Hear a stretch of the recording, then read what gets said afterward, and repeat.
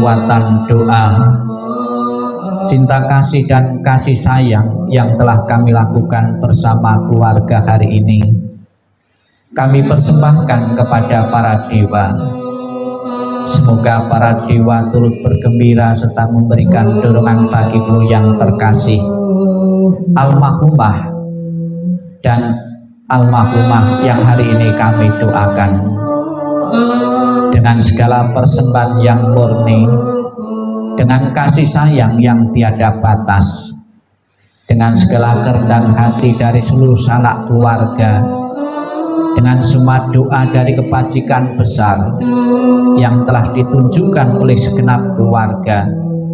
Semoga jasa-jasa ini melimpah bagi beliau yang terkasih, almarhumah Ibu Yakyoin dan Ibu Ayu dan leluhur-leluhur semua yang ada di tempat ini, dengan segala perlindungan Sang Yang Adi Buddha, dengan curahan kasih sayang para Masata, dengan dorongan doa dari para dewa dan para Brahma.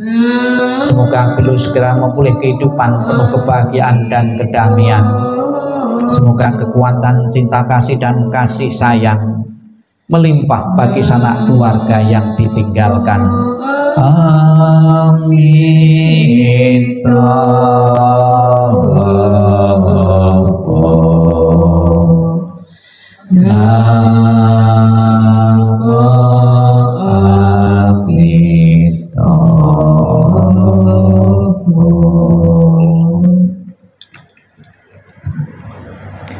Terimalah salam di dalam Dharma. Namo Sang Yang Adi Budaya. Namo Buddhaya.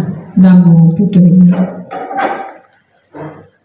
Latar belakang umat Buddha sampai saat ini memberikan doa atau persembahan kepada yang telah tiada, orang tua maupun orang-orang yang kita kenal atau anggota keluarga, didasarkan pada salah satu kitab suci.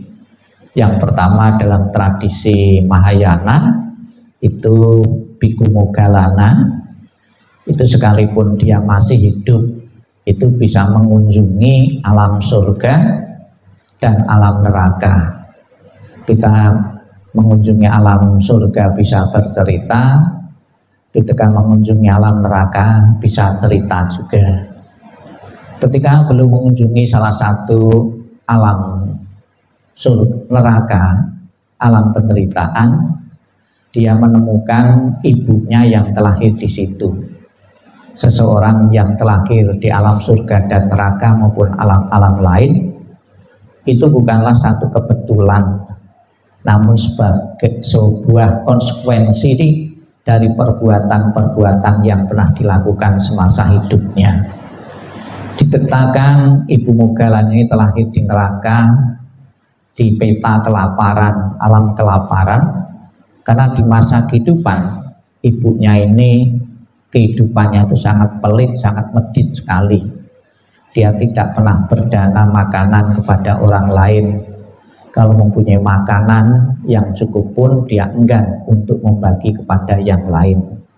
Sebagai akibatnya dia meninggal dan mati terlahir di alam penderitaan dengan kekurangan makanan-makanan, ya. Kemudian sebagai seorang anak yang berbakti, dia seorang Bhikkhu Moggallana ini merasa kasihan ibunya kekurangan makanan. Kemudian dengan kemampuannya Bhikkhu Moggallana itu bisa menciptakan makanan. Makanan begitu diambil, diciptakan, langsung dikasihkan ibunya. Namun apa yang terjadi? Makanan itu berubah wujudnya menjadi bara api sehingga tidak bisa dimakan oleh ibunya ini.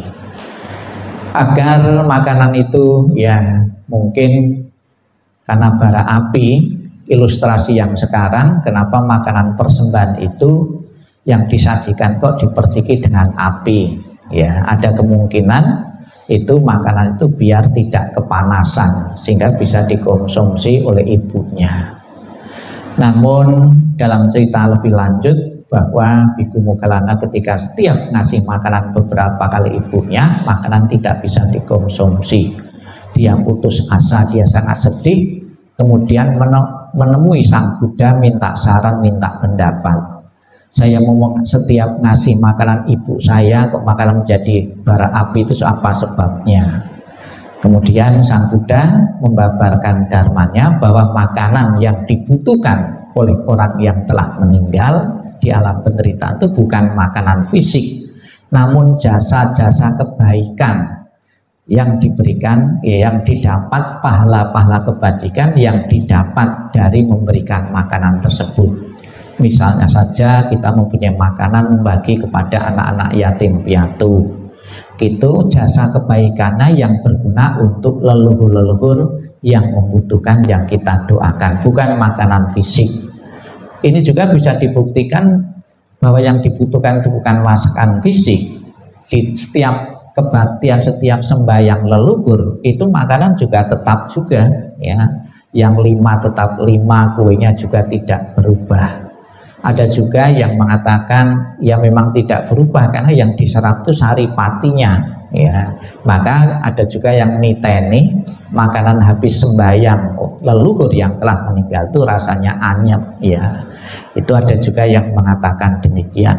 Namun dalam teori agama Buddha yang berguna, yang bermanfaat itu bukan makanan fisiknya, namun pahala kebaikan dari membagi makanan, pahala kebaikan dari membagi pakaian. Apabila di sana alam sana tidak kekurangan pakaian, kita berdana pakaian. Apa di sana itu tidak punya tempat tinggal, kita pun juga berdana kepada pihak-pihak sosial-sosial untuk membangun rumah dan sebagainya. Kebajikan itu dilimpahkan untuk leluhur yang telah tiada. Itu akan mewujudkan di alam sana itu, kalau rumah orang tua kita mempunyai rumah, kalau pakaian orang tua kita mempunyai pakaian, makanan juga demikian. Itu dasar yang pertama yang sering dipakai oleh umat Buddha sampai saat ini, ya. Kemudian yang kedua, ada seorang raja yang bernama Raja Bimbisara. Habis pesta itu rumahnya itu diganggu suara-suara yang tidak ada wujudnya.